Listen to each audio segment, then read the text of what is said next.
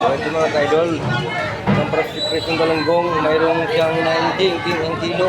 Yan, 90. Yan ang kinuha ko mga ka-idol. Mga ganda. Mayroon ding 80 isang kilo mga ka-idol. Yan, medyo maliit siya mga ka-idol. Yan ang presyo ngayon dito sa mga galunggong dito mga ka-idol. Panggawan, ang saryo ka dito mga ka-idol. Ito lang bibili kay Eugene. Eugene daw dito sa Market Zero ba to? Market Zero. Ayan, Eugene daw, Eugene. Mababa na mag-presyo at may dagdag pa. Hindi ka na tumatawad kung tinatawad ka na. Hindi siya kasalanan na sa ano, sa isda sa presyo. Tikon ko pa. Kaidol, malaking ngilupin yun mga kaidol. Oh. Malaki yan ang ngilupin yan dito sa Fishport mga kaidol. Dito naman tayo sa kabila mga kaidol, kabilang side, mga limasag. Lalaki ng limasag mga kaidol. Lima? Mga kaidol, maganda na limasag, mga itlog pa yan, malaki. May mga itlog pa mga kaidol. Ayan mga kaidol. Martin. Martin yung malaki. Ayan, may mga itlog mga kaidol. Mga itlogan yung mga kaidol, 110 medyo mura ngayon. Napakamura ngayon ang mga kaidol.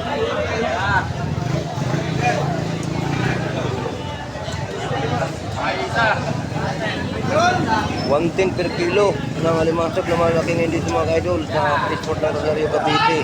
So ayan, mga pinusta mga kaidol na tuna. Ang lalaki para mga sangkalang mga kaidol, sangkalan. So ayan, yan yung kapupusta lang ngayon. 10 tuna po yan mga kaidol. Ang ganda nyo naman mga kaidol, parang karning na, karning baboy, parang karning baka din.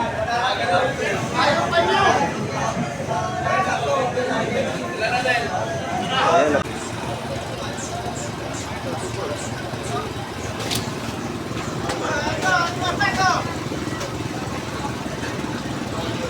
Ayan po, check mo mga kaidol.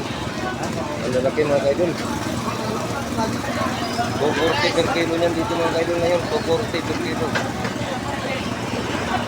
Mababa ang presyo ngayon ng mga seafood dito sa Fishport ngayon mga kaidol.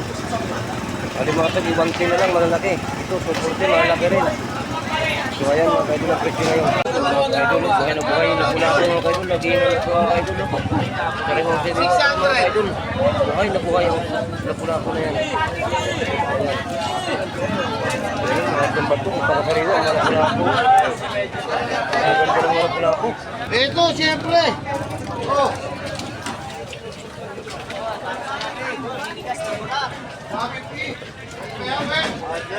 Ito, hipo naman, malalaki. Magastang mga kaidol. Ang vloggers nga mga pisko, yaw vlogger. Ito mga kaidol.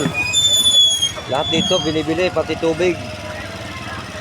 Kaya akala siguro nila madali magtinda ng isda mga kaidol. Tubig na tubig, binibili rito, binabayaran. Isang timba, 5 piso. Kaya dagdag sa puhunan pa rin yun mga kaidol. Yung tubig na yun. Ayan, kukuha ako ng isang timba para ilagay natin sa isda. Hindi pwedeng walang tubig at isang yelo sa ilalim ng buo. So ito po yung nag-iigib sa dagat yan mga kaidol. Dami pa ng dagat sa baybay. So ayan sila. So, ito yung ano, ito yung timba. Ayan. Huwag ng tubig.